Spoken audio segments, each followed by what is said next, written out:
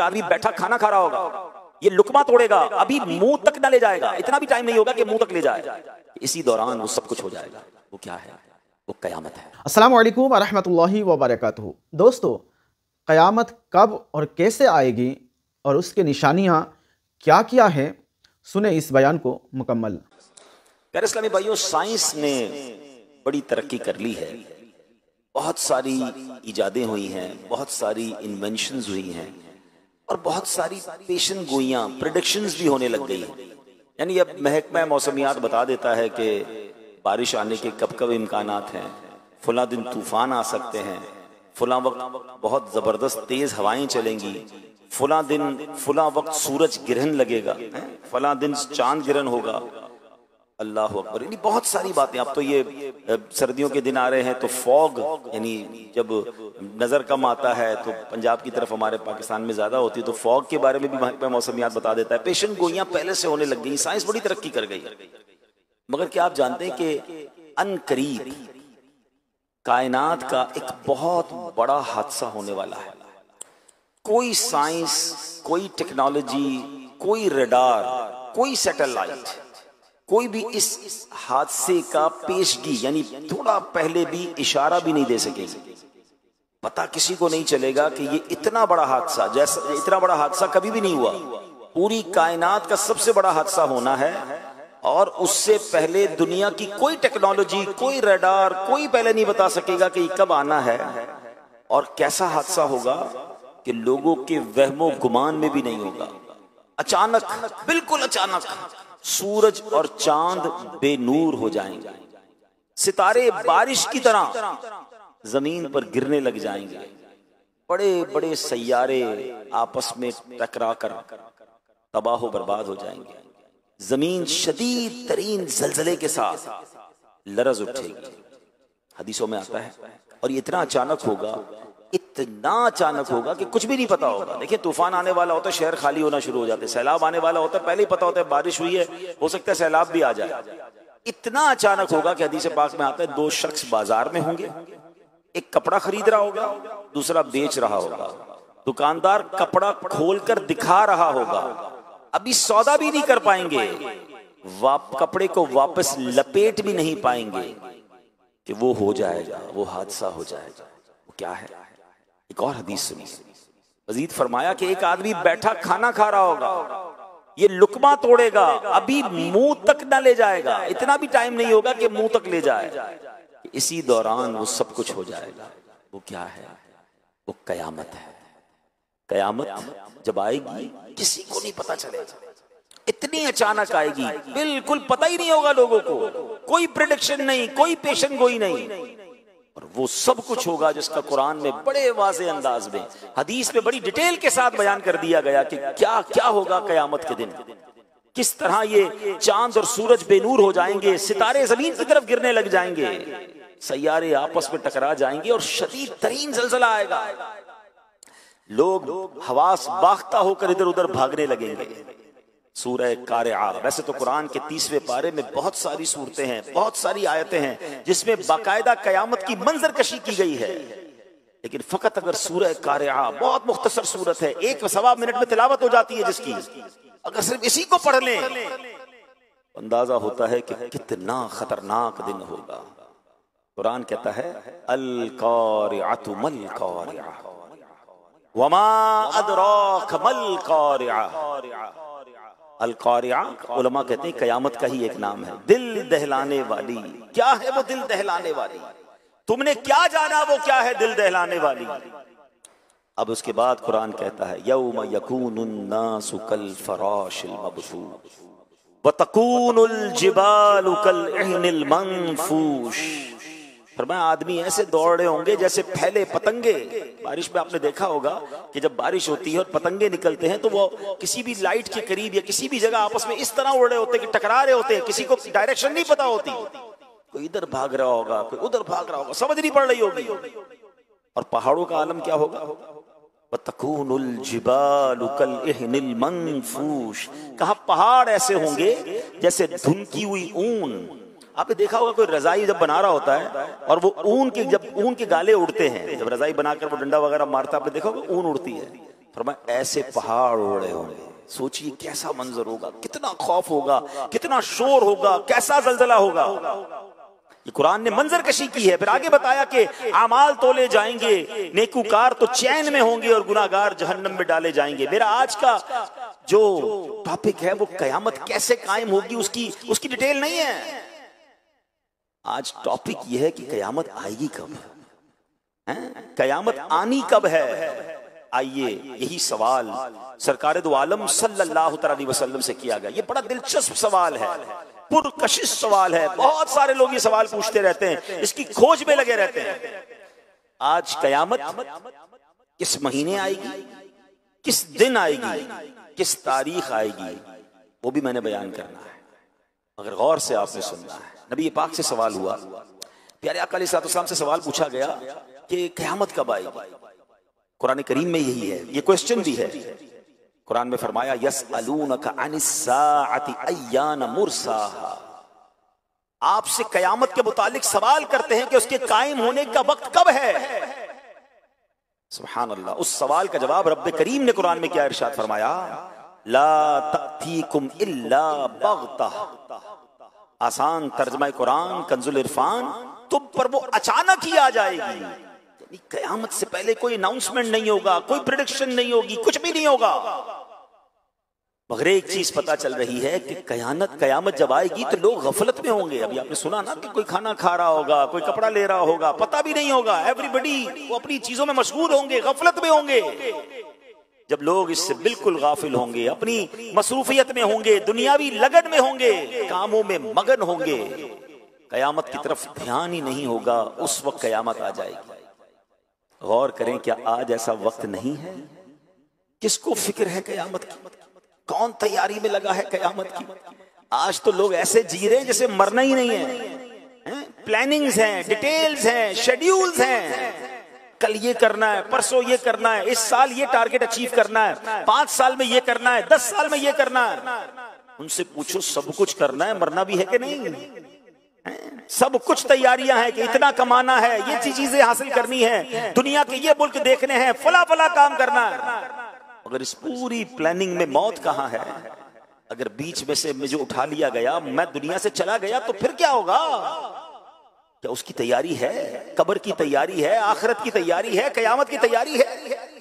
सारी जिंदगी खेल कूद, दुनिया के मजे। बड़ी तादाद इस वक्त दुनिया में ऐसे जी रही है कि ना आखिरत की फिक्र है, न कब्र की फिक्र है, न कयामत की फिक्र है। आला हजरत कहते हैं ना, दिन लहव में खोना तुझे, शब सुबह तक सोना तुझे। यानी दिन खेल कूद में गुजारना है, रात सोने में गुजारनी है। ना नमाजें हैं, ना इबादत है, ना तिलावत है, ना खौफे खुदा है। दिन लहव में खोना तुझे, शब सुबह तक सोना तुझे। शर्मे नबी खौफे खुदा, ये भी नहीं वो भी नहीं, कोई टेंशन, कोई फिक्र, कोई खौफे खुदा नहीं। सैयदना अबाई कुछ बुजुर्गों के वाकयात सुने, उनको कयामत का कैसा ख्याल था। इबादत गुजार थे, नेकूकार थे, मगर किस तरह लरसते थे, किस तरह फिक्र थी उन्हें उस दिन की। सैयद अहमद हर्ब रहमतुल्लाह तआला अलैह अल्लाह पाक के नेक बंदे थे। आप सारी रात जागते रहते, इबादत करते रहते। बाज दफा लोग इसरार करते, यानी बार बार कहते कि आप सो जाइए, कुछ देर आराम कर लीजिए। आप फरमाते, जिसके लिए जहन्नम दहकाई जा रही हो, जन्नत सजाई जा रही हो, मगर वो ना जानता हो कि उसका ठिकाना कहाँ है। जहन्नम में जाना है या जन्नत ठिकाना है, भला उसको नींद कैसे आ सकती है? आप सोचिए फिक्र कैसी है कि या तो जन्नत में जाना है या दोज़ख में जाना है। There is no third way, कोई तीसरा रास्ता तो नहीं है ना। दुनिया से जो भी जाएगा या तो जन्नत में जाएगा या जहन्नम में जाएगा। जिसको ये पता ही ना हो किधर जाना है, उसकी टेंशन का आलम क्या होगा। इतनी बड़ी हस्ती हैं, अगर कहते हैं नींद कैसे आ सकती है जिसको पता ही नहीं जाना किधर है, कहीं जहन्नम में ना डाल दिया जाओ।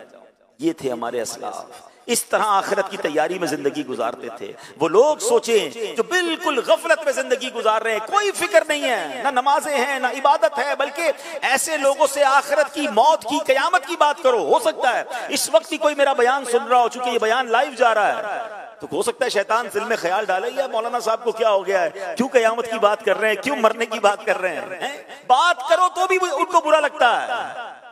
अल्लाह के बंदो, हम बात नहीं करेंगे तो मरने से बच जाओगे। हम जिक्र नहीं करेंगे, तुम कयामत के दिन पेश होने से निकल जाओगे। कुरान के जिक्र का, कुरान की कयामत की रिमेम्बरेंस का, कयामत को याद करने का कैसा शानदार निजाम हमारे कुरान करीम और शरीयत ने बनाया। हम रोजाना नमाज पढ़ें, बार बार सूरह फातिहा पढ़ें और हर रकात में पढ़ें, और उस सूरह फातिहा में बार बार कयामत को याद दिलाया गया, मालिक यौमिद्दीन। कौन सा दिन, कौन से दिन का मालिक? यौमे जज़ा का मालिक, यानी कयामत के दिन का मालिक। पढ़ते हो ना, अल्हम्दुलिल्लाह रब्बिल आलमीन अर्रहमानिर रहीम मालिकी यौमिद्दीन, यौमे जज़ा का मालिक। याद रहे कि कयामत आने वाली है, मुझे पेश होना है, मुझे वहां की तैयारी करनी है। कैसा याद था बुजुर्गाने दीन को, है? एक बार हजरत उमर बिन अब्दुल अजीज, कितना बड़ा नाम है, इतनी बड़ी हस्ती है, आप एक मर्तबा रोने लगे। आपको रोता देखकर आपकी ज़ौजा मोहतरमा भी रोने लगी, बाद में दीगर घर वाले भी रोने लगे। कैसे लोग थे, इधर सारी सारी रात नाच गाने ढोल तमाशे, पूरी फैमिली नाच रही होती। ये तो सुना हमने कि फलां के घर में सारी रात फिल्में ड्रामे गाने बाजे नाच गाने होते रहे। ये कैसा घराना है कि खुद भी रो रहे हैं, ज़ौजा भी रो रही, बच्चे भी रो रहे हैं। जब रोने का सिलसिला रुका तो फिर पूछा गया कि हुजूर आप रो क्यों रहे हैं, ये तो बताएं। घर वाले पूछते हैं अमीरुल मोमिनीन आप क्यों रो रहे हैं? तो फरमाया मुझे बारगाह इलाही में हाजिर होना याद आ गया, जिसके बाद कोई जन्नत में जाएगा तो कोई दोज़ख में। ये कहकर आपने चीख मारी और बेहोश हो। जरा सोचिए तो सही कि अगर आज ये ऐलान हो जाए कि आज रात को ये फैसला हो जाएगा कि कोई या तो जेल में जाएगा है, या तो किसी को महल दे दिया जाएगा है? हर किसी के बारे में आज रात ये फैसला होगा। बताइए वो रात कैसी गुजरेगी, वो दिन कैसा गुजरेगा कि पता नहीं सुबह में जेल में होऊंगा या सुबह में महल में होऊंगा। ना दुनिया की जेल ऐसी है जो जहन्नम की कैद है, वो तो तसव्वुर ही नहीं की जा सकता, कितना बड़ा अजाब है। या ना दुनिया के किसी महल में वो आसाइशें और बरकतें हैं जो जन्नत के खजानों में है। इतनी बड़ी नेमत या तो मिलेगी या इतनी बड़ी सजा मिलेगी। ऐसे शख्स को कितनी कोशिश करनी चाहिए अल्लाह को राजी करने के लिए। ऐसे शख्स को उस कयामत के दिन की तैयारी कितनी करनी चाहिए। अगर बहुत बड़ी तादाद है जिनको फिक्र ही नहीं है, लेकिन कयामत आनी है। और कयामत के इल्म को पता है क्यों छुपाया गया? मैंने कहा था बयान के शुरू में कि आज मैं आपको तारीख, दिन और महीना बताऊंगा, और ये सरकार दो आलम सल्लल्लाहु अलैहि वसल्लम ने बताया है। नबी पाक ने कयामत आने का दिन भी बताया। वो दिन था, दिन फरमाया जुमे का दिन होगा। तारीख भी बताई, फरमाया 10 तारीख होगी। महीना भी बताया, वो महीना मुहर्रमुल हराम का होगा। सिर्फ साल नहीं बताया है, ठीक है? 10 मुहर्रम और जुमे का दिन होगा जब कयामत आएगी। और फरमाया क्यों नहीं बताया? इसकी वजह ये उलमा फरमाते हैं ताकि हम हर वक्त डरते भी रहें, कयामत की तैयारी में मसरूफ रहें, गाफिल ना हो जाएं। किसी साल भी आ सकती है, किसी भी जनाब महीने में जो भी वो महीना आने वाला है वो आ सकती है। हमें तैयार रहना है। ऐ मेरे प्यारे इस्लामी भाइयों, हाँ, प्यारे आका अलैहिस्सलाम ने मुख्तलिफ मकामात पर मुख्तलिफ हदीसों में कयामत की निशानियां बयान की। कयामत से पहले ये बातें हैं जो हो जाएंगी, और उनमें से बहुत सारी निशानियां हो चुकी हैं। आज हम अपने बयान में कयामत की कुछ निशानियों के बारे में जानेंगे। उन हदीसों से हमें बहुत कुछ सीखना भी है, और अपनी प्रिपरेशन को, अपनी तैयारी को, कयामत के दिन की अल्लाह की बारगाह में पेश होने के मामले को और हमने तैयार करना है। ठीक है, हम शायद कयामत तक जिंदा ना रहे, हमें नहीं पता कि हमारी जिंदगी में हम कयामत देखेंगे, क्योंकि अभी बहुत बड़ी बड़ी निशानियां बाकी हैं। मगर कब्रों में जाने के बाद उठाया तो जाएगा ना यौमुल कयामत। उस दिन जब पेश किया जाएगा, उस दिन हमारे हाथ में क्या होगा? क्या सीधे हाथ में नामा अमाल मिलेगा या उल्टे हाथ में दिया जाएगा? क्या जन्नतियों की लाइन में खड़ा किया जाएगा या माअल्लाह दोज़खियों की लाइन में खड़ा किया जाएगा? क्या नबी पाक के हाथों जामे कौसर मिलेगा या प्यासे ही रह जाएंगे? क्या अल्लाह के अर्श का साया मिलेगा या धूप में खड़े रह जाएंगे? या उन खुशनसीबों में होंगे जिन्हें नबी पाक अपने साथ जन्नत में ले जाएंगे? सोचिए तो सही, कैसा मंजर होगा। उस दिन की तैयारी करनी है। और कई मकामात पर कुरान मजीद, फुरकान हमीद में, हदीसों में हमें बताया गया है कि उस दिन की तैयारी में लग जाओ। उस दिन जलील और रुसवा नहीं होना है। आला हजरत इमाम अहले सुन्नत ने बड़ी प्यारी प्यारी दुआएं अपने अशार में लिखी, और कई बहुत सारे मकामात पर हमें झंझोड़ा भी है, हमें समझाया भी है कि उस दिन की तैयारी कर लो, कहीं उस दिन पशेमान ना हो जाएं, उस दिन मारे ना जाएं। हम आज शबे जुमा है, अल्लाह की बारगाह में दुआ करते हैं, या अल्लाह हमें क़यामत की रुसवाई से बचाइयो, क़यामत की परेशानी से बचाइयो, मेरे मौला क़यामत की प्यास से बचाना, क़यामत की घबराहट से बचाना। ऐ अल्लाह, जिन खुश नसीबों को तेरे अर्श का और तभी नबी पाक के परचम का साया नसीब हो जाए, और खुश नसीबों में हमें भी शामिल फरमा ले।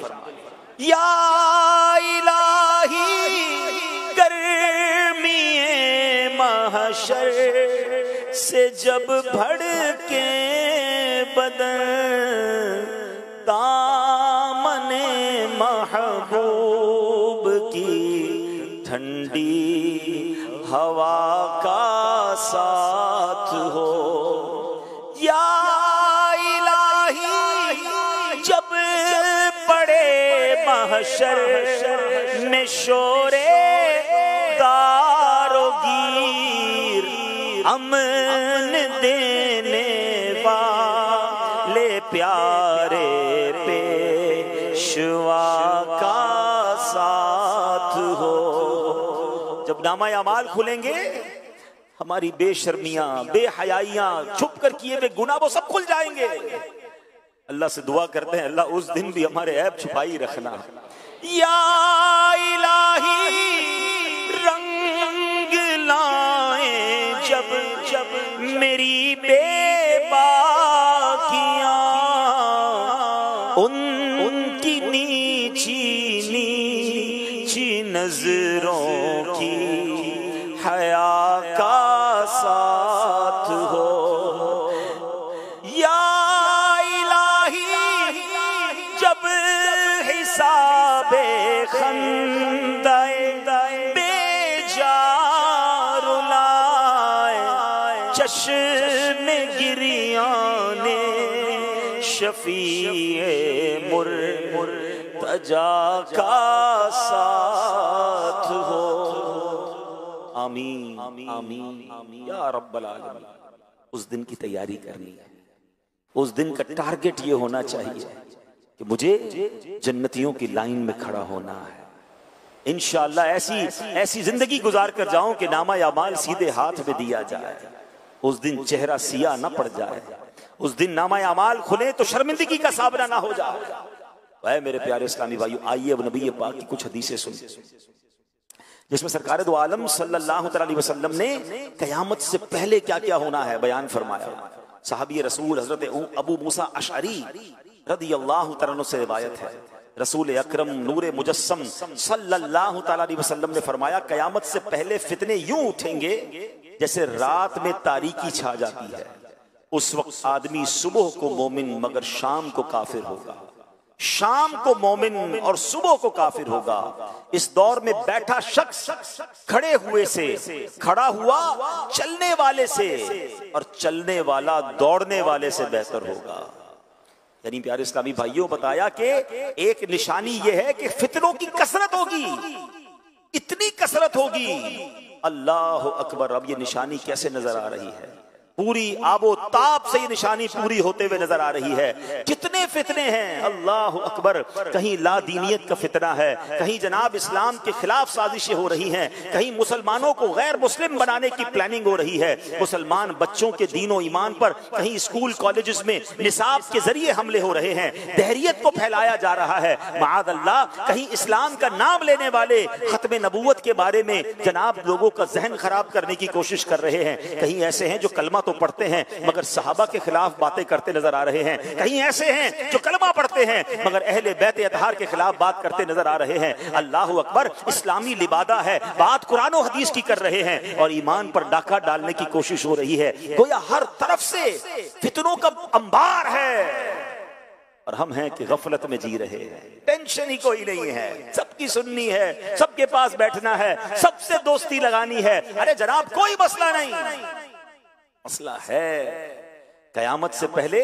आका फरमाते हाल क्या होगा? कोई सुबह को मोमिन होगा, शाम को काफिर होगा, शाम को मोमिन होगा, सुबह को काफिर होगा। यानी हर तरफ से ईमान के डाकू डाके डाल रहे होंगे। सैयदी आला हजरत इमाम अहले सुन्नत ने 100 साल पहले बात फरमाई थी। कहा सूना जंगल, रात अंधेरी, छाई बदली काली है, सोने वालों जागते रहियो, चोरों की रखवाली है, आंख से काजल साफ चुरा लें या वो चोर बला के हैं, तेरी गठड़ी ताकी है और तूने नींद निकाली है।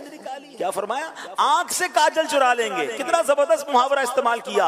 आंख के अंदर लगा हुआ काजल और सुरमा कौन चुरा सकता है? फरमाया ऐसे बला के चोर होंगे तुम्हें पता ही नहीं चलेगा और तुम्हारा माल ले जाएंगे, तुम्हारा ईमान ले जाएंगे, तुम्हारा अकीदा ले जाएंगे, क्योंकि इल्म दीन तो है नहीं, उलमाए किराम की सोहबत है नहीं, दीन पर पुख्तगी का जहन है नहीं, ईमान जनाब कितनी बड़ी चीज है उसकी हिफाजत की फिक्र ही नहीं है। ये सब कुछ हो रहा है और नबी पाक ने 1450 साल पहले कमोबेश बता दिया था कि ऐसे फितने होंगे। मगर क्या हम इस वक्त कॉन्शियस हैं? हम इसमें फिक्रमंद हैं कि मेरा ईमान बच जाए, मेरा अकीदा बच जाए? अच्छा जनाब मेरा बच गया, मेरे बच्चों का बच जाए। इतनी बड़ी तादाद में लोग यहाँ बैठे हैं, इनमें से बहुत सारे बड़ी उम्र के हैं, माशाल्लाह बचपन से दीनी माहौल में या जवानी में दीनी माहौल में आ गए। मगर आज का नौजवान कहाँ है? हमारी अपनी औलाद कहाँ है जो स्कूल कॉलेज और दोस्तों में सारा दिन और रात घूम रहे हैं? उनके ईमान और अकीदे की कौन फिक्र करेगा? उन्हें कौन दीन की बात बताएगा? क्योंकि सोशल मीडिया का जमाना है, हर बंदे के हाथ में सोशल मीडिया है और सबकी सुनने का जहन बन गया है। याद रखिएगा कि ये ईमान छीनने की साजिशें हो रही हैं। हमें ईमान की हिफाजत करनी है, फितनों से अपने आप को बचाना है। अल्लाह अकबर। बुखारी शरीफ की हदीस सुनिए, इस हदीस से और समझ आएगा कि जब हर तरफ से फितने हो हमें क्या करना चाहिए। हमें साइड पर हो जाना चाहिए, फितनों की तरफ जाना नहीं है। नबी पाक फरमाते हैं, अल्लाह के आखिरी नबी रसूल हाशमी सल्लल्लाहु तआला अलैहि वसल्लम ने फरमाया, अन करीब एक जमाना आएगा कि उस वक्त मुसलमान का बेहतरीन माल बकरी होगा। क्या होगा? बकरी होगा, ताकि बकरियां लेकर पहाड़ों और बारिश की जगहों की तरफ निकल जाए और फितनों से अपना ईमान बचा ले। अल्लाह अकबर। इस हदीस के तहत उलमा फरमाते हैं इसका मतलब यह है कि कुछ बकरियां हों, गारों की तरफ जाए, वहीं बकरियां चराए, उसी के दूध से अपना गुजारा करे और अपना ईमान बचा ले, यानी फितनों वाली जगह से दूर चला जाए। अल्लाह अकबर। अब इससे हमें आज के दौर में क्या सीखने को मिल रहा है कि जहां फितना है, जहां ईमान के जनाब खिलाफ साजिशें हैं, वहां हमें जाना ही नहीं है। हमें उस गली में क्यों जाना है कि जनाब वहां दीन छीनने का, अकीदा छीनने का डर है। मगर कहते नहीं जनाब मैं फलां को जरा सर्च तो करूं, उसे तो सुनूं, उसकी गली में जाऊं, उसकी बात तो सुनूं। हदीस क्या कह रही है कि बकरियां लेकर बंदा अकेला चला जाए, ईमान बचा ले। अगर आज दुनिया भर में ट्रेवल करना है, लोग उन मुल्कों में हिजरत करने के ख्वाब देख रहे हैं कि हम उन मुल्कों में जाएं, अपने बच्चों को भेजें ताकि थोड़े पैसे कमा कर लाए, थोड़ा जनाब दुनिया भर की डिग्रियां लेकर आए। अरे कभी सोचा कि बच्चा जाकर डिग्री तो ले आएगा, कहीं ईमान ना देकर आ जाए, यूरो और पाउंड्स तो लेकर आ जाएगा मगर दीन और ईमान ना चला जाए। सबसे पहले ईमान है मेरे प्यारे सारे।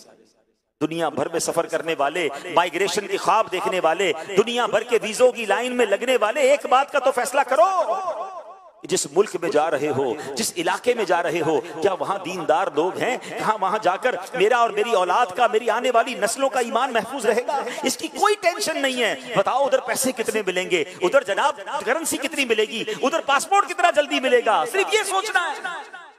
बिल्कुल इसी तरह अपने कारोबार, अपनी दोस्तियां करते वक्त, अपनी रिश्तेदारियां करते वक्त सोचिए। लोग कहते हैं खानदान बड़ा है, बच्ची बहुत खुश रहेगी, बेटा बेटे की फला खानदान में शादी हो जाएगी, जहेज बड़ा अच्छा आएगा, ताल्लुकात बड़े मजबूत हो जाएंगे, बड़े बड़े खानदान से हमारा जनाब, बड़े कबीले और बड़े जनाब सिटी के लोगों से हमारा रिलेशन हो जाएगा, बड़े ओहदे वाले लोग हैं जनाब, बड़ा नाम है इनका।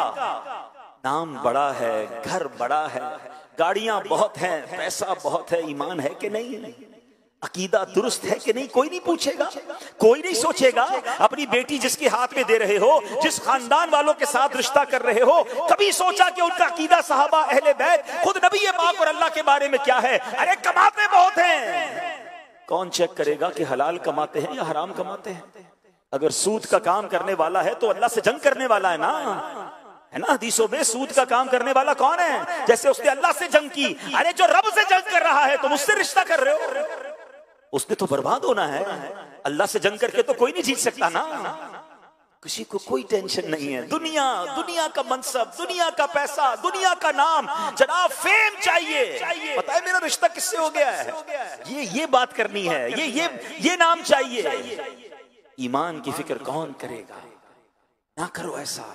काश ये बात हमारे जहन में बैठ जाए कि रिश्ता करना है, कारोबार करना है, किसी मुल्क में शिफ्ट होना है, इवन पाकिस्तान के किसी इलाके में मुझे माइग्रेट करना है, नया घर लेना है, पहले देखूं आशिकाने रसूल की मस्जिद करीब है कि नहीं, बच्चे पैदा होंगे तो मदरसा करीब है कि नहीं, जहां मेरे बच्चों का दीन ईमान और अकीदा महफूज रहेगा। अरे आज मैं हूं, मेरे बच्चों को संभाल रहा हूं, कल मेरी आंखें बंद होनी है, मुझे दुनिया से जाना है, मेरे बाद मेरे बच्चों का क्या होगा, मेरे बच्चों के बच्चों का उस मुल्क और उस इलाके में क्या होगा, कोई नहीं सोच रहा। अच्छा, आज अच्छे खासे दीनदार लोगों को कहें कि यार आप फलां के साथ उठते बैठते हैं, तो आपका दोस्त बदअकीदा है, आपका दोस्त बेईमान है, आपका दोस्त माअज़ल्लाह गुस्ताखे सहाबा या गुस्ताखे अहले बैत है, और जनाब नबी पाक के बारे में, दीन के बारे में उसकी ख्यालात अच्छे नहीं है। तो लोग कहते हैं जनाब उसका अपना अकीदा, मेरा अपना अकीदा, मैं तो सिर्फ दोस्ती करता हूं, हम साथ खाते पीते हैं, हमारा कारोबार है, हमारा उठना बैठना है। मुझे एक बात बताओ, आपके वालिदैन को कोई गालियां दे, आपके माँ बाप को कोई बुरा भला कहे, क्या उसके साथ भी ऐसी दोस्ती लगाओगे? नहीं, उसका तो मैं मुंह देखना पसंद ना करूं, हैं? और सहाबा और अहले बैत के बारे में कैसी भी कोई बात कर ले, मेरा दोस्त बन सकता है? मिलना नहीं कयामत के दिन, सहाबा को मुंह नहीं दिखाना है, इमाम हुसैन के कदमों में जाना नहीं है, पंजतन पाक की गुलामी नहीं इख्तियार करनी। क्या करोगे ये दोस्तियां? यानी इतना इतना सब कुछ हल्का हो गया हमारे लिए कि दीन, ईमान, अकीदा, बिलीव्स कुछ भी नहीं, सिर्फ दुनिया की दोस्ती, सिर्फ थोड़े पैसे, सिर्फ थोड़े ताल्लुका। नहीं मेरे प्यारे इस्लामी, सबसे पहले ईमान है।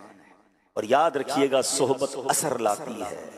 हाँ, बुरी सोहबत तुम्हें बुरा बना देगी, अच्छी सोहबत तुझे अच्छा बना देगी। अच्छों के साथ बैठें, आशिकाने रसूल के साथ बैठें, खौफे खुदा वालों के साथ बैठें, मजबूत मुसलमानों के साथ जिनका अकीदा और ईमान मजबूत है, उनसे दोस्ती करनी है, उनसे रिश्ता करना है, उनके साथ रहना है, ताकि ईमान, देखिए ना हदीस पाक में तो फरमाया दुनिया वालों को छोड़ के गार में चला जाए, बकरियां लेके चला जाए, ईमान बचाए। हम ये तो नहीं कर रहे इस दुनिया में, लेकिन कम से कम बुरे लोगों से तो अलग हो जाएं, बुरे माहौल से तो अलग हो जाएं। और ये फितरों का दौर आ चुका है, हमें नहीं पता कि हमारे घर में, हमारी फैमिली में सबके पास मोबाइल है, कौन अपने मोबाइल पर क्या देख रहा है और किस तरह उसका ईमान छीना जा रहा है। सोने वालों जागते रहियो, चोरों की रखवाली है। खुदा की कसम, इस पुरफितन दौर में दावत इस्लामी एक ऐसी छतरी है, एक ऐसी अम्ब्रेला है। काश मैं अपने फैमिली, अपने बच्चे, अपने घर वालों को लेकर बस इस माहौल की, इस खूबसूरत छतरी के, अमीर अहले सुन्नत के फैजान की छतरी के नीचे आ जाऊं कि मेरा भी ईमान बच जाए, मेरे बच्चों का ईमान भी बच जाए, ये इसी माहौल में पले बढ़े, मेरी नस्लें भी यही रहें, ताकि किसी तरह आने वाली नस्लों के ईमान पर भी कोई ईमान का डाकू डाका ना डाल सके। ये करना किसकी जिम्मेदारी? हम सब की जिम्मेदारी है। हम ये तो फिक्र करते हैं कि जनाब घर बचा रहे, पैसे बच जाएं, अपनी प्रॉपर्टी महफूज रहे, हर चीज की हिफाजत की फिक्र करते हैं। सबसे पहले ईमान की हिफाजत की फिक्र करनी होगी। ऐ मेरे प्यारे इस्लामी भाइयों, कयामत की ये निशानी हमारे दरमियान है, हमें सोचना होगा। आइए एक और कयामत की निशानी सुनते हैं। बुखारी शरीफ की हदीस है, रसूल ज़ीशान मक्की मदनी सुल्तान सल्लल्लाहु अलैहि वसल्लम ने फरमाया, कयामत की निशानियों में से है इल्म उठ जाएगा, जहालत आम हो जाएगी। अल्लाह अकबर, क्या ये निशानी नहीं आ गई है? कैसा इल्म उठ गया है? हकीकी इल्म कहाँ है?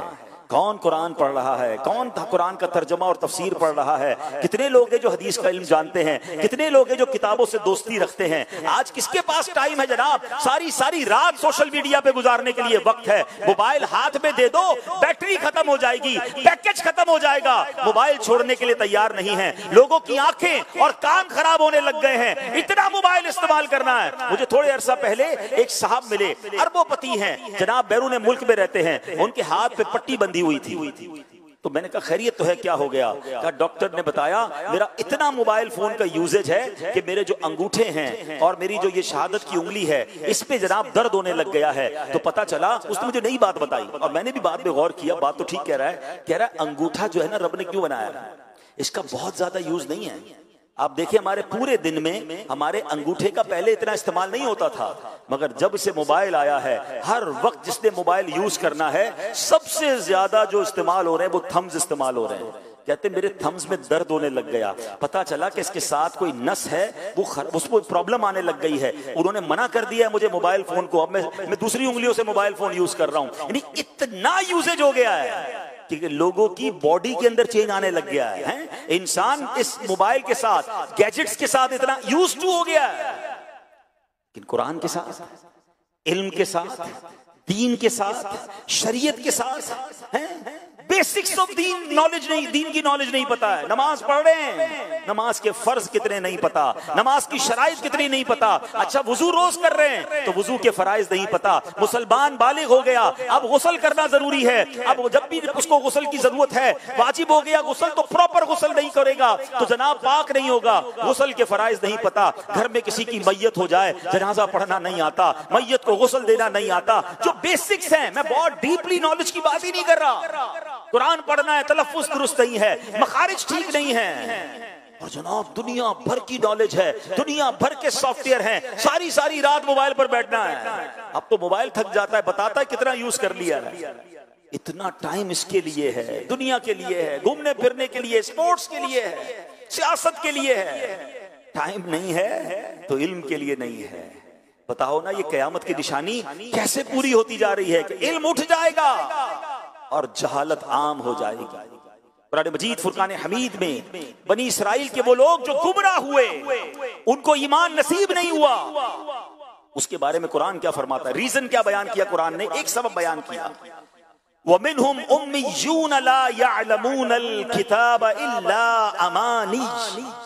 आसान तर्जुमा कुरान कंजुल इरफान। और उनमें कुछ अनपढ़ हैं जो किताब को नहीं जानते मगर जबानी पढ़ लेना या कुछ अपनी मन घड़त, यानी पता चला किताब से जाहिल होना, मसलन कुरान करीम न सीखना, हदीसें न सीखना, आशिकाने रसूल उलमाए किराम की किताबों की बजाय बस सुनी सुनाई बातों पर चलते रहना, इसी को इल्म और तहकीक का मयार बना लेना, यह भी एक तरह की जहालत है जो गुमराही का सबब बन जाती है। अल्लाह अकबर। आज ये बात आम है, दीन सारे का सारा अरबी जबान में है, मगर हालत यह है अरबी की एक अलिफ भी नहीं आती। कुरान करीम जो अरबी जबान में है, हदीसें जो अरबी जबान में है, पढ़नी नहीं आती। लोग बस जनाब सोशल मीडिया पर लगे हुए हैं। अब तो जनाब ये आलम है कि किसी को किताब पढ़कर रेफरेंस के साथ हदीस बताओ कि जनाब इस रेफरेंस के साथ ये हदीस है, कहता है मैं गूगल पर जाकर सर्च करूंगा, मैं पहले जाकर वहां जाकर सर्च करूंगा। अरे जनाब बताओ ये सॉफ्टवेयर बनाने वाले कौन हैं? क्या ये मुसलमान हैं? बहुत सारे ऐसे सॉफ्टवेयर हैं जहां इस्लाम की मालूमात लो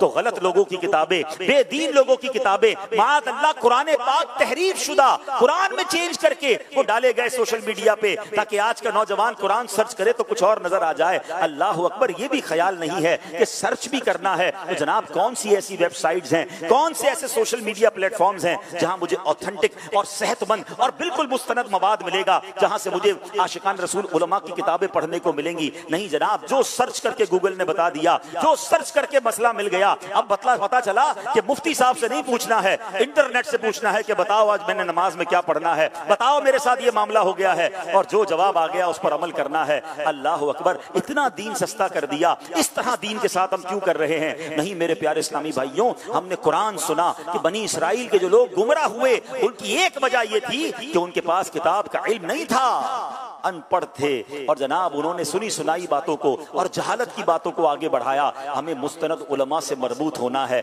हमें तिलावत कुरान करनी है, हमने हदीसें पढ़नी है, हमने कुछ न कुछ अपने आप को इल्म दीन की तरफ लाना है। कयामत की इस निशानी से जो हर तरफ फैलती जा रही है, हमने ये सबक लेना है कि हमने जाहिलों में से नहीं बल्कि इल्म दोस्त लोगों में से होना है। आजकल लोग एक जुमला कहा करते हैं कि जनाब फैमिली में एक डॉक्टर होना चाहिए, खानदान में एक वकील होना चाहिए।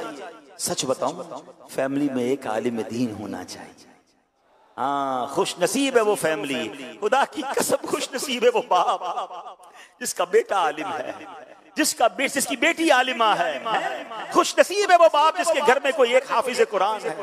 ऐसे अल्हम्दुलिल्लाह कितने खानदान दावत इस्लामी में मिलते हैं। कभी कभी तो रश्क आता है, एक बाप है, 3 बेटे हैं, तीनों आलिम दीन हैं। एक बाप है, 4 बेटे हैं, चारों आलिम दीन हैं। एक बेटा दारुल इफ्ता में है, कोई बेटा इमामत कर रहा है, कोई बेटा दीन का काम कर रहा है। कितना खुश नसीब है वो वालिद कि जिसके घर में बेटी आलिमा है। अल्लाह अकबर। हदीसों में आप फजाइल तो पढ़ें यार, दुनिया में कितनी लोग डिग्रियां लेने के लिए दिन रात भाग रहे हैं। यकीनन दावत इस्लामी वाले दुनियावी तालीम के खिलाफ नहीं है, मगर मुझे एक बात तो बताएं, पहले तो मैं मुसलमान हूं ना, मैंने नबी पाक का कलमा पढ़ा है। अरे जितनी कोशिश बच्चे की डिग्री के लिए करते हैं, जितनी कोशिश बच्चे को दुनिया की तालीम के लिए करते हैं, थोड़ा तो इल्म दीन सिखा दो। याद रखिएगा, मरने के बाद मेरा कोई बच्चा MBBS की किताब खोलकर, लॉ की बुक खोलकर या दुनिया की PhD की डिग्री लेकर मुझे इसाले सवाब नहीं करेगा। अगर मेरे बच्चे को कुरान पढ़ना आता होगा, अगर मेरी औलाद को हदीस और जनाब दुरूद पाक और दीन की बातें आती होंगी, तो वो मुझे मरने के बाद दुआओं में याद रखेंगे। मैं आपको एक सही मशवरा देना चाहता हूं, कम से कम एक काम कर दो, अपनी औलाद को जीते जी नमाजी बना जाना। खुश नसीब है वो वालिदैन जिसके बच्चे नमाजी हैं। बाद में आपके बच्चे बेशक अलग से आपके लिए दुआ करें ना करें, अगर मेरा बेटा नमाजी है, मेरी बेटी नमाजी है, सुनो, जब वो नमाज पढ़ेंगे ना, वुजू के आलम में किबला रू होकर अल्लाह की बारगाह में अत्तहियात में बैठकर रोजाना फजर में मेरे लिए दुआ करेंगे, रब्बना ग़फ़िरली वली वालिदैया वलिल मुअमिनीना यौम यक़ूमुल हिसाब। जब जोहर की नमाज पढ़ेंगे, कितनी बार कायदा अखीरा में बैठेंगे, फिर मेरे किबला रू बैठेंगे, फिर बावुजू होंगे, मेरा बेटा मेरे लिए दुआ कर रहा होगा, अल्लाह मेरे मरहूम वालिद को बख्श दे। जब वो असर पड़ेगा दुआ करेगा, मगरिब पढ़ेंगे दुआ करेंगे, इशा पढ़ेंगे, जितनी रकतों में कायदा आखिरा करेंगे, हर बार वालिदैन के लिए दुआ हो रही है। अरे इससे बढ़कर बाप को क्या चाहिए, इससे बढ़कर माँ को क्या चाहिए कि बच्चा नमाजें पढ़ी जा रहा है और कब्र में उसके लिए सवाब के तोहफे पहुंच रहे हैं कि तेरा बेटा तेरे लिए दुआ कर रहा है, तेरी बेटी दुआ कर रही है। नहीं नहीं, आज हमें नमाजों की कहाँ फिक्र है। अरे माँ बाप खुद नमाज नहीं पढ़ रहे, उनको क्या फिक्र कि फजर की नमाज बच्चों ने पढ़ी कि नहीं, जोहर पढ़ी के नहीं, असर पढ़ी के नहीं, जनाब पैसे कितने लाया, डिग्री कौन सी हासिल की। लोग बताते हैं मेरा बेटा जनाब फला सॉफ्टवेयर मोबाइल दो, अभी आपके मोबाइल में चीजें इंस्टॉल कर देगा। बड़ी अच्छी बात है, टेक्नोलॉजी आनी चाहिए, मगर क्या आपका बेटा कुरान पढ़ना जानता है? क्या आपकी औलाद कुछ हदीस के बारे में जानती है? सच्ची बात तो यह है, खुश नसीब वालिद कौन है पता है आपको? वालिद का हक है कि मरने के बाद उसका जनाजा उसका बेटा पढ़ाए। है कितना कितना खुश नसीब होगा वो वालिद कि उसका जनाजा हो और उसका बेटा उसका जनाजा पढ़ाए। आता हो ना पढ़ाने, उस काबिल हो कि वो जनाजा पढ़ाए, वालिद को कांधा दे, सुन्नत के मुताबिक कब्र में उतारे, माँ का इंतकाल हो तो बेटी उसे गुस्ल दे। बताइए ऐसी औलाद कर ली तैयार हम कि हमारे जाने के बाद हमारी औलाद हमारा जनाजा पढ़ा सके, हमारी औलाद हमें कब्र में उतार सके, हमारी औलाद हमें इसाले सवाब कर सके। प्लीज इल्म दीन की तरफ आइए, खुद भी आइए, अपनी औलाद को भी लाइए, अपने घर वालों को भी लाइए। सुभान अल्लाह। फिर देखें दावत इस्लामी का माहौल, क्या इल्म दीन फैलाने का काम किया, किताबें लिखी गई, मदारिस बनाए गए, जामियातुल मदीना बनाए गए, ऑनलाइन मदरसे और जामियात बना दिए। दुनिया भर में जो लोग मुझे सुन रहे हैं, आप प्रैक्टिकली किसी मदरसे में नहीं जा सकते, प्रैक्टिकली जरा फिजिकली नहीं जा सकते, फैजान ऑनलाइन एकेडमी आपके लिए मौजूद है। ऑनलाइन अपनी मर्जी के टाइम के मुताबिक। मैं साउथ अफ्रीका में एक फैमिली से मिला, अल्लाह अकबर, उस घर में गालिबन 17-18 लोग थे, दादा भी थे, पोते भी थे, औरतें भी थी, मर्द भी थे। फरमाया उन्होंने 18 के 18 लोग सारे के सारे फैजान ऑनलाइन एकेडमी के स्टूडेंट हैं। हम सब क्लास पढ़ते हैं, कोई ना कोई कोर्स हमारे घर में हर कोई कर रहा है। सुभान अल्लाह। ये भी तो पॉसिबल है ना, मोबाइल सबको दिला दिया, मोबाइल सबके पास है। ये तो शायद हजारों लोग कहेंगे कि जब मैं घर में जाता हूं घर के सारे अफराद मोबाइल यूज करते हैं, घर के सारे अफराद इंटरनेट यूज करते हैं। कितना मजा आए कोई वालिद कहे कि मेरे घर के सारे अफराद ऑनलाइन कुरान पढ़ते हैं, मेरे घर के सारे अफराद आलिम दीन बन रहे हैं और वो ऑनलाइन कोर्सेज कर रहे हैं। आपकी दावत इस्लामी ने कयामत की इस निशानी में कि जब जहालत फैल रही है, इल्म उठाया जा रहा है, अल्लाह सलामत रखे अमीर अहले सुन्नत को, इल्म फैलाने का क्या शानदार इंतजाम किया। खुद ये मदनी चैनल देखिए, हम टीवी खोलते थे जनाब, कभी नाच है, कभी गाने हैं, कभी फिल्में हैं, कहीं ड्रामे हैं, कहीं बेहयाई है। अल्लाह अकबर। मीडिया की तारीख में एक ऐसा चैनल आया कि जनाब जब भी मदनी चैनल खोलें, जब मदनी चैनल खोलें, कुछ देर के लिए ही मदनी चैनल देख लें, कुछ ना कुछ इल्म दीन सीखने को मिल रहा है, कोई नेकी की बात सीखने को मिल रही है, इश्क रसूल की बात हो रही है, कभी हमद बारी ताला है, कभी तिलावत कुरान है, कभी नात ख़्वानी है। अल्लाह अकबर। ऐसा चैनल मिल गया कि जिसको देखते जाएं तो इश्क रसूल में इजाफा होने लग जाता है। अल्हम्दुलिल्लाह ज़राए हैं, आज के दौर में भी हैं। हम इससे फायदा हासिल करने वाले बने, इससे मुस्तफीज होने वाले बने। अब आइए एक और हदीस सुनते हैं।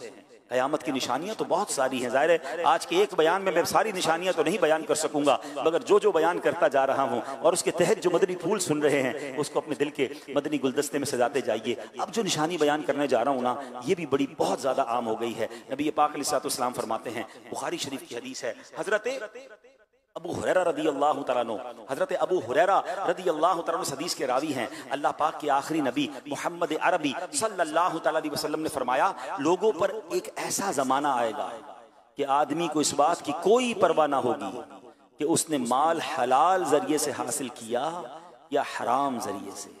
मशहूर मुफस्सिर कुरान मुफ्ती अहमद यार खान नईमी रहमतुल्लाहि तआला अलैह इस हदीस की शरह में फरमाते हैं, यानी आखिर जमाने में लोग दीन से बेपरवाह हो जाएंगे, पेट की फिक्र में हर तरह फंस जाएंगे, आमदनी बढ़ाने माल जमा करने की फिक्र करेंगे, हर हराम और हलाल लेने पर दिलेर हो जाएंगे, जैसा कि आजकल आम है। अल्लाह अकबर, बड़ा गौर कीजिए, ये कयामत की निशानी तो सब आंखों से देख रहे हैं। टेंशन किसको है? रिश्वत ले रहा है कोई सूद ले रहा है, कोई नाप तोल में कमी कर रहा है। जो मुलाजिम है वो नौकरी करते हुए डंडी मार रहे हैं, आते नहीं मगर हाजिरी लगाते हैं, देर से आते हैं मगर पहले का टाइम लगाते हैं, किसी तरह बाहर काम से जाते हैं तो ज्यादा टाइम गुजार कर आते हैं, फिर कोई बहाना लगाते हैं। याद रखिए, मुलाजिम को भी अपना वक्त पूरा देना होगा। अगर बगैर किसी शरई मजबूरी के या शरई इजाजत के जनाब उसने वक्त कम दिया और इसकी बाकायदा पूरे मसाइल हैं, हो सकता है उसकी रोजी भी हराम हो जाए, झूठ बोलकर जनाब छुट्टियां ली जा रही हैं। कितने ऐसे मामलात हैं, किसी को टेंशन नहीं है जनाब, किस तरह हराम कमाने का जहन बन गया है। अब मोबाइल फोन पर तरह तरह की स्कीमें हैं, कोई सोच नहीं रहा कि मैं इसको क्लिक करूंगा, जनाब कोई कहता है इसको क्लिक कर दो, इस एप्लीकेशन पर इतने पैसे डालो, इतने मिल जाएंगे।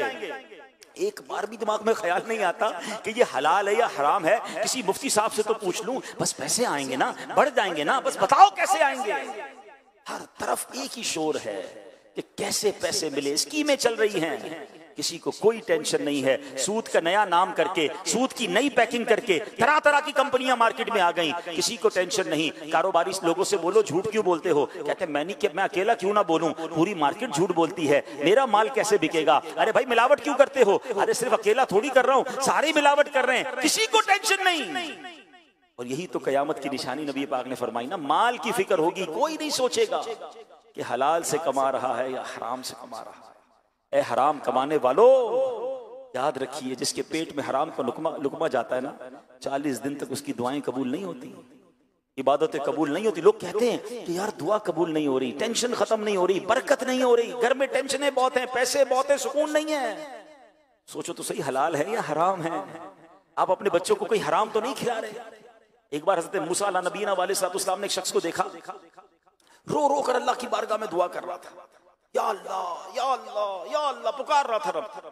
हजरत मूसा तो कलीमुल्लाह, अल्लाह की बारगाह में अर्ज की, या अल्लाह इसकी दुआ कबूल कर ले, इतना रो रहा है।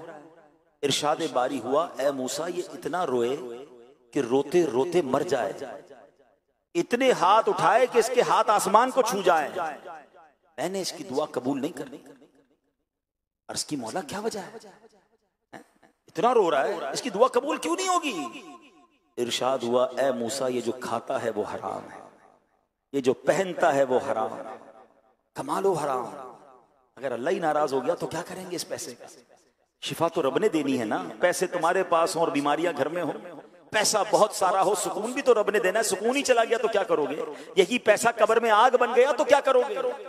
शैतान दिमाग में ख्याल डालता है, थोड़े हराम कमा लो, थोड़े झूठ बोलकर कमा लो, फिर सदका दे देंगे, खैरात कर लेंगे, गरीबों की मदद कर लेंगे।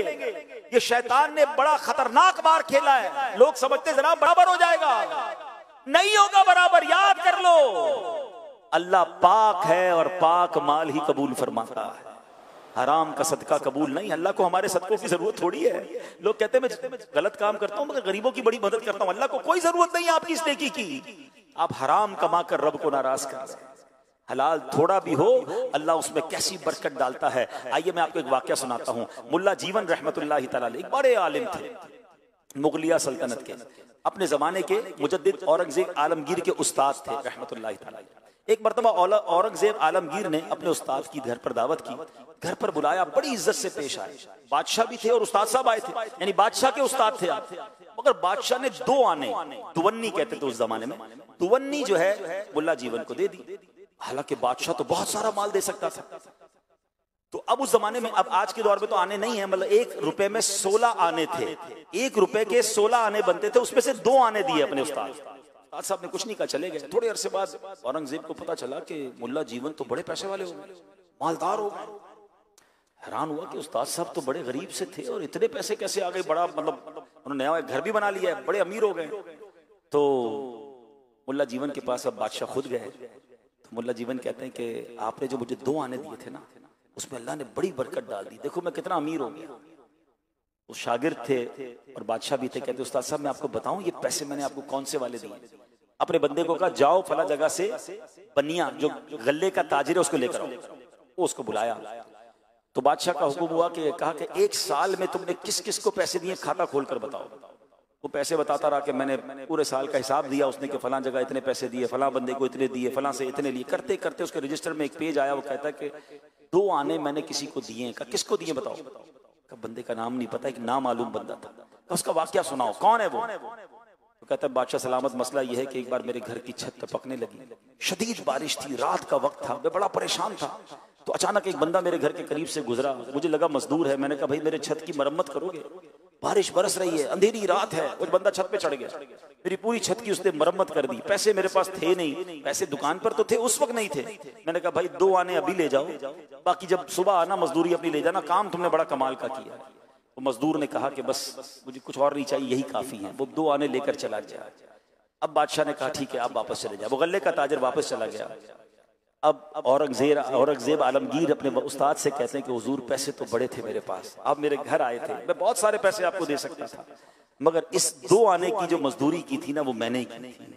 मैं एक दिन रात को गुजरा था, मैंने देखा बंदा परेशान है, घर की छत टपक रही है, मैं छत पर चढ़ गया, इसकी छत बना दी। और जब उसने मुझे ऑफर की तो मैंने 2 आने ले लिए। उस्ताद साहब मुझे याद थे ये 2 आने सच्चे हलाल के हैं। मैंने कहा आप इतनी बड़ी हस्ती हैं, मैं अपने बादशाह वाले खजाने से आपको पैसे नहीं देना चाहता था, मैंने वो हलाल तैयब 2 आने आपको दे दिए। उस्ताद साहब ये जो 2 आने में आपको अल्लाह ने बरकत दी है ना, ये इतनी सारी इमारत, इतने सारे आपको जो पैसे मिल गए, ये हलाल रोजी के कमाए हुए थे। ऐ मेरे प्यारे इस्लामी भाइयों, पता ये चला थोड़े पैसे हों, हलाल से कमाने वाले हों, अल्लाह पाक उसमें भी बरकत डाल देता है। आप हलाल की तरफ तवज्जो दें, ये ना सोचे मार्केट क्या कर रही है, ये ना सोचे बाकी लोग क्या कर रहे हैं। लोग कहते हैं मैं हलाल कमाऊंगा तो आगे बढ़ ही नहीं सकूंगा। नहीं नहीं, बरकत हलाल ही में है। आप अपनी नीयत कर ले कि मैंने हराम रोजी की तरफ नहीं जाना, क्योंकि कयामत की निशानियों में से ये बताया गया कि बंदा इस बात की फिक्र खत्म कर देगा कि हलाल से आ रहे या हराम से आ रहे। पहले फिक्र पैदा करे। जरा सोचे ना, कुत्ता है ना, कुत्ता भी कभी कहीं जाता है ना, उसके अगर हड्डी पड़ी हो या गोश्त पड़ा हो या कोई भी खाने की चीज हो, कुत्ता भी खाने से पहले सूंघता है फिर खाता है। खराब हो तो कुत्ता भी नहीं खाता। यार हम तो मुसलमान हैं, इंसान हैं, हम कमाने से पहले पूछेंगे नहीं, सोचेंगे नहीं कि हलाल है या हराम, जिधर से भी आ जाए ले लेंगे। नहीं मेरे प्यारे इस्लामी भाई, एक और आखिरी जो है वो निशानी सुन लीजिए। नबी पाक अलैहिस्सलाम फरमाते हैं एक मर्तबा जिब्रील अमीन अलैहिस्सलाम इंसानी शक्ल में बारगाह रिसालत में हाजिर हुए। आपने प्यारे आका अलैहिस्सलाम से चंद सवाल पूछे। नबी पाक अलैहिस्सलाम ने जवाब इरशाद फरमाया। उनमें से एक सवाल पूछा कि या रसूल अल्लाह, कयामत की चंद निशानियां बयान कीजिए। प्यारे आका अलैहिस्सलाम ने एक निशानी बताते हुए फरमाया अनतलिदल अमतु रब्बतहा, यानी कयामत की निशानियों में से एक निशानी यह है कि औरत अपने आका को जन्म देगी। औरत अपने आका को जन्म देगी। उलमाए किराम ने इसका मतलब ये बताया। अब देखिए ये उलमाए किराम कितनी कमाल की हस्तियां हैं। हम जैसा नॉर्मल आदमी हदीस पढ़े तो समझ ही नहीं आती कि औरत आका को कैसे जन्म दे। लोग कहते खुद ही कुरान पढ़ लो, खुद ही हदीस पढ़ लो, क्या जरूरत है उलमा की। अरे उलमा नहीं होंगे तो समझाएगा कौन हमें, इसको इंटरप्रेटेट कौन करेगा, इसकी शरह कौन बयान करेगा। इस एक हदीस का माना देखिए किस शानदार अंदाज में शारिहीन ने लिखा। उलमा कहते हैं कुर्बे कयामत जब होगी तो माँ बाप की कदर बिल्कुल नहीं होगी। औलाद अपने वालिदैन पर ऐसे हुक्म चलाएगी कि वालिद गुलाम होगा, माँ गुलाम होगी, जैसे औलाद आका है। इसका मतलब यह है कि बच्चे माँ बाप के आका बन जाएंगे और माँ बाप को गुलाम बनाएंगे। सच बताओ क्या आज ये हाल नहीं हो गया? माँ बाप से किस तरह औलाद बात कर रही है। आज बड़े होके बूढ़े माँ बाप को बच्चा बेटा कहता है अब्बू आपको नहीं पता, बेटी कहती है अम्मी आपको क्या मालूम, खामोश बैठे हैं, आपको जमाने के बारे में नहीं पता। बेटा कहता है मेरे पैसे हैं, मैंने कमाए हैं, अब्बू आपने क्या किया मेरे लिए। आज उसूल यकीन मानिए उलमा ने किताबों में लिखा, हदीसों की शरह के तहत लिखा कि माँ बाप का अदब यह है कि बेटा बाप के आगे ऐसे रहे जैसे गुलाम आका के आगे रहता है। बेटा हर वक्त इस फिक्र में रहे और तैयार रहे कि आका का हुक्म होगा तो गुलाम की तरह अपने वालिद की खिदमत करूं। हक तो यह है बेटे के ऊपर वालिद का, मगर बदकिस्मती यह है कि आज बूढ़ा बाप बेटे का गुलाम बना हुआ है। ऐसा हाल नहीं किया औलाद ने। हैं? आज बाप को कहते मेरे पास टाइम नहीं है, आज बाप बेटे से कहता है बेटा थोड़े पैसे दे दो, बेटा कहता है टाइम नहीं है, बेटा मेरा फला काम कर दो, अबू मेरे पास टाइम नहीं है, अपनी फिक्र खुद करो, मैं नहीं करता तुम्हारे लिए। अल्लाह अकबर, इस औलाद को मरना नहीं है, अल्लाह को जवाब नहीं देना, इस तरह अपने वालिदैन के साथ हाल किया गया है। सुनिए कुरान मजीद फुरकान हमीद में किस वाज़े अंदाज में वालिदैन के हुकूक बयान हुए। अल्लाह कुरान में फरमाता है अनिश्कुर ली वली वालिदैका, अनिश्कुर ली वली वालिदैका, कि मेरा और अपने वालिदैन का शुक्र अदा करो। अल्लाह ने अपना शुक्र अदा करने के साथ साथ वालिदैन का शुक्र अदा करने का फरमाया। एक मकाम पर इरशाद फरमाया वक़दा रब्बुका अल्ला तअबुदू इल्ला इय्याहु व बिल वालिदैनि इहसाना, और तुम्हारे रब ने हुक्म फरमाया कि उसके सिवा किसी की इबादत न करो और माँ बाप के साथ अच्छा सलूक करो। जरा गौर कीजिए मकाम कितना बुलंद है माँ बाप का। अल्लाह पाक ने हुक्म दिया ऐ बंदो मेरा शुक्र अदा करो, मेरी इबादत करो। साथ ही इसी हुक्म के साथ एक और हुक्म जोड़ दिया, फरमाया मेरे शुक्र के साथ वालिदैन का शुक्र भी अदा करो, मेरी इबादत के साथ साथ वालिदैन के साथ नेक सलूक करो। इससे मालूम हुआ जिस तरह अल्लाह पाक की इबादत से मुंह फेरना बड़ी महरूमी है, यूं ही वालिदैन की बेअदबी करना भी बहुत बड़ा गुनाह है। आला हजरत इमाम अहले सुन्नत तहरीर फरमाते हैं बाप की नाफरमानी अल्लाह जब्बार व कहार की नाफरमानी है, और बाप की नाराजी अल्लाह जब्बार व कहार की नाराजी है। आदमी माँ बाप को राजी करे तो वो उसके लिए जन्नत है, और नाराज करे तो वही उसके लिए दोजख है। जब तक बाप को राजी ना करेगा उनका कोई फर्ज, कोई नफल, कोई नेक अमल असलन यानी बिल्कुल मकबूल नहीं। अजाब आखिरत के अलावा दुनिया ही में जीते जी सख्त बला यानी शदीद आफत नाजिल होगी। मरते वक्त माज़ अल्लाह कलमा नसीब ना होने का खौफ है। ऐ मेरे प्यारे इस्लामी भाई गौर कीजिए आज क्या हाल है। आज माँ बाप के साथ जो बुरा सलूक कर रहे हैं, खुदा के वास्ते ऐसा ना करें, मारे जाएंगे, बर्बाद हो जाएंगे।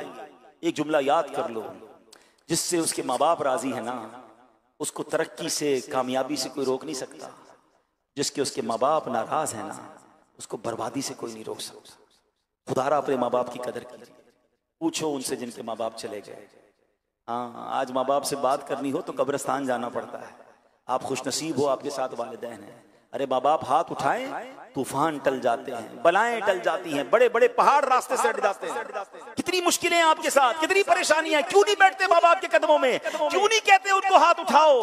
पूछो उनसे जिनके माँ बाप चले गए। मुश्किल सर पे आती है, बंदे को याद आता है माँ होती तो दुआ करवाता, वालिद होता तो मैं उससे दुआ करवाता। अरे आज तुम्हारे पास तुम्हारे माँ बाप हैं, बैठो उनके कदमों में, करो करवाओ दुआएं, तुम्हारे मुश्किलें कैसे आसान होंगी। हजरत मूसा अला नबीना वालेहिस्सलाम एक बार चलते चलते आपको कुछ थकावट महसूस हुई, आपने अल्लाह पाक की तरफ आप चाह रहे थे कि सफर आसान हो जाए। अल्लाह पाक ने वही भेजी, ऐ मूसा करीब एक पहाड़ है वहां तशरीफ ले जाइए, उस गार में एक शख्स होगा वो आपके लिए सवारी का इंतजाम कर देगा। हजरत मूसा अल्लाह के नबी हैं, कलीमुल्लाह हैं, अल्लाह चाहता तो हवा के जरिए आपको सफर करवा देता, खुद सवारी का इंतजाम फरमा देता। आपको एक बंदे के पास क्यों भेजा। आप गार में जाते हैं, उस शख्स के पास जाकर जैसे ही गए तो उस शख्स ने अभी आपको पहचानता भी नहीं था। आपने फरमाया मुझे सवारी चाहिए। उस शख्स ने फौरन बादल को हुक्म दिया, ऐ बादल नीचे आओ। बादल नीचे आया और आपने फरमाया उस बादल को शख्स ने हुक्म दिया कि इनको इनकी मंजिल तक पहुंचा दो। सुभान अल्लाह। हजरत मूसा उस बादल पर सवार हुए और हजरत मूसा हैरान हुए और जनाब वो सफर कंप्लीट हो गया। आपने अल्लाह की बारगाह में अर्ज की मौला ये बंदा कौन है जिसकी दुआ से बादल नीचे आया, बादल ने मुझे मंजिल तक पहुंचा दिया। सुनिए अल्लाह की बारगाह से इरशाद हुआ, ऐ मूसा ये अपनी माँ का फरमा बरदार है, इसने अपनी माँ की बड़ी खिदमत की है। जब आखिरी वक्त आया ना तो इसकी माँ ने इसको दुआ दी थी, बेटा मैं तुमसे राजी हूँ, अल्लाह पाक भी तुमसे राजी हो। अल्लाह फरमाता है मूसा मैं इससे राजी हो गया हूँ। अल्लाह ने फरमाया मूसा मैं इससे राजी हूँ। अब अगर ये बंदा दुआ करे कि या अल्लाह सुर्ख पहाड़ को सिया कर दे या सिया को सुर्ख बना दे, ऐ मूसा मैं अब इसकी ये दुआ भी कबूल कर लूंगा। माँ राजी थी ना, रब भी राजी हो गया, और जब रब राजी हो गया फिर तुम्हारे काम सीधे हो जाने। जिसको देखो कोई बीमार है, कोई कर्जे में है, कोई टेंशन में है, कोई प्रॉब्लम में है, हर तरफ दौड़े और दुआएं करवाने। अरे माँ घर में बैठी है उसकी दुआ ले लो ना, वालिद घर में है जाओ ना उसके पास, पैर दबाइए उनकी खिदमत कीजिए, माफी पहले तो मांगिए उनसे। कितनी बुलंद आवाज में बातें की हैं, कितना झाड़ा है अपने माँ बाप को, कितना बुरा भला कहते हो। दोस्तों के लिए टाइम है, वालिद के लिए टाइम नहीं है। खुदा की कसम, सवाब का अंबार है तुम्हारे घर में। हदीस पाक के अल्फाज हैं, जो बेटा, जो औलाद अपने माँ बाप को मोहब्बत की निगाह से देखे, हदीस पाक का मजमून है, नबी पाक फरमाते हैं, जो औलाद अपने माँ बाप को मोहब्बत की निगाह से देखे, अल्लाह मकबूल हज का सवाब अता फरमाता है। अल्लाह अकबर। सहाबी रसूल ने पूछा, व इन नज़रा कुल्ल यौमिन मिअत मर्रतिन, या रसूल अल्लाह कोई 100 बार दिन में देख ले। अरे माँ बाप तो घर में है ना, जितनी बार चाहे देखें। अल्लाह अकबर। नबी पाक ने क्या फरमाया, अल्लाह अकबर व अतयब, अल्लाह बहुत बड़ा और पाक है, यानी कोई 100 बार देखे अल्लाह 100 हज का सवाब अता फरमाता। तुम्हारे घर में इतना बड़ा सवाब मौजूद है, अब मुझे बताओ देखने पर हज का सवाब है, पैर दबाने पर कितना सवाब होगा, व्हील चेयर चलाने पर कितना सवाब होगा, उनके लिए दवाई लाने पर कितना सवाब होगा, माँ और अब्बू के लिए उनके मनपसंद कभी बाहर से खाना लाने का कितना सवाब होगा, रात को उनकी पुकार पर खड़े होकर लब्बैक कहने का कितना सवाब होगा। जरा सोचो तो सही, वो बेटियां जो माँ की खिदमत नहीं कर रही, अरे यही बूढ़े माँ बाप हैं जिन्होंने हमारी गंदगियां साफ की हैं, यही वो बूढ़े माँ बाप हैं जिन्होंने उंगली पकड़कर हमें चलाया है। आज इनको चलने की जरूरत है, तुम दूर जा रहे हो, आज उनको तुम्हारी जरूरत है, तुम्हारे पास टाइम नहीं है। वो कहते हैं ना कि 2 माँ बाप मिलकर 11-11, 10-10 बच्चे संभाल लेते हैं, 11 बच्चों से मिलकर 2 माँ बाप नहीं संभाले जा। खुदा के वास्ते ये मत करो, ये तुम्हारे लिए बहुत बड़ी नेकी है। ये फिर कहता हूँ बड़े खुशनसीब हो तुम्हारे जिसके पास माँ बाप है। You are so lucky. पूछो उनसे जिनकी माँ चली गई, जिनके वालिद चले गए, दिल चाहता है बात करने को। सही बताओ, मेरी बातें बाद में आपको याद आई। माँ बाप सबसे ज्यादा पता है कब याद आते हैं, कि जब कोई अल्लाह पाक बहुत बड़ी खुशी दे देना, कोई बड़ी नेमत दे दे, कोई घर मिल जाए, कोई चीज अचीव हो जाए, फिर याद आती है कि माँ होती ना तो देखती कितना खुश होती। आज अल्लाह ने ये इज्जत दी है, आज अल्लाह ने ये नेमत दी है, मगर वालिद नहीं है, होता देखता तो कितने खुश होते। दौलत का है अंबार मगर तेरी कमी है, फिर बड़े याद आते। दूसरे पता किस मौके पर याद आते, जब कोई मुश्किल आ जाए, कोई परेशानी आ जाए, कोई तूफान आ जाए, कोई सर पर बला पड़ जाए ना, फिर बहुत याद आते हैं माँ बाप। काश माँ होती तो मैं माँ के पास जाता, कहता माँ फंस गया हूँ, माँ फला मुश्किल में हूँ, हाथ उठा दे, और माँ हाथ उठाकर दुआ करती, सीने लगाती, तूफान टल जाता। वालिद सिर्फ ये कह देता था ना कि बेटा घबरा नहीं, मैं हूँ, यही बहुत था। खुदा की कसम ये बहुत है। वालिद साहिबान होता है, दरख्त होता है, दरख्त आपने देखा है, दरख्तों के जो ऊपर के पत्ते होते हैं ना, सारे मैले भी होंगे और गर्म भी होंगे, मट्टी भी वो लेते हैं, धूप भी वो लेते हैं, और नीचे बैठने वाले को साया देते हैं। वालिद ने हमेशा धूप अपने ऊपर ली थी, टेंशन सारी अपने ऊपर ली थी, हम पर मट्टी नहीं आने दी, हम पर धूप नहीं आने दी, हम पर बलाएं नहीं आने दी, कि मेरा बेटा सुकून से रहे, मैं संभालूंगा। अगर आज उसी वालिद को तुम्हारी जरूरत है और कहते हो टाइम नहीं है, उन्हें दुखी करते हो, ना करें ऐसा। काश की ये बातें समझ आ जाए। अल्लाह हमें वालिदैन की कदर करने वाला बना। जिनके वालिदैन चले गए ना, आज भी आप उन्हें खुश कर सकते हैं। हाँ, आज भी आप उनकी रूह को खुश कर सकते हैं, उनको कब्र पे खुश कर सकते हैं। नेकियां कीजिए, इसाले सवाब करो, रोज अपने माँ बाप को कुछ ना कुछ भिजवाओ। जिंदा होते और रोज कुछ ले जाते तो कितना खुश होते कि बेटा रोज कुछ आता है, घर से काम से आता है, रोज लाता है, रोजाना कुछ ना कुछ भेजें। नमाज पढ़ के दुआ करें, या अल्लाह मेरे माँ बाप को बख्श दे। कभी कब्रिस्तान जाकर, जुम्मा का दिन हो, कब्रिस्तान जाकर यासीन शरीफ सुना के आ जाए उनको, वहां जाके दुआ करें। कभी मस्जिद के चंदे में या किसी नेकी के काम में किसी गरीब की मदद करें ना, दिल में नियत कर लें, यार ये मैं जो कर रहा हूँ ना माँ बाप के इसाले सवाब के लिए, अल्लाह इसका सवाब मेरे अम्मी अब्बू को पहुंचा दिए। पहुंचेगा उन्हें, और उन्हें एहसास होगा कि मेरा बेटा भूला नहीं है, मेरी बेटी भूली नहीं है, मुझे हर रोज कुछ ना कुछ, हर 2 दिन बाद कुछ ना कुछ नेकी पहुंचा रहा है।